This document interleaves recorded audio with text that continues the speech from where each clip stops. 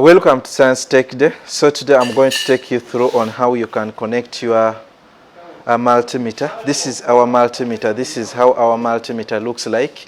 Right now the multimeter is off, and even the probes are this side, and also this red one is also this side.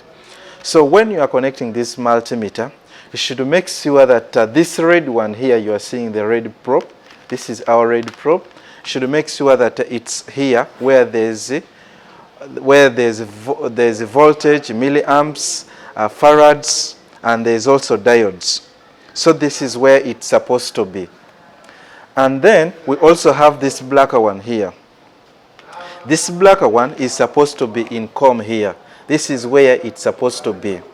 But this multimeter, as I've already told you before, that this multimeter, the reason why it's called a multimeter can test various components.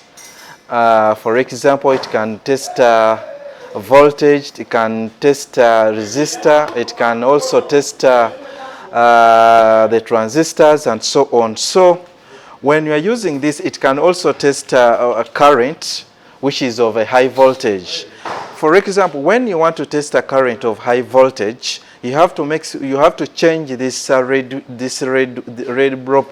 probe here to this side here, where we are having 10 amps maximum, where it's fused. Because now when you use this side here, where there's voltage, there's milliamps, we have farads, and you also have the diodes and so on.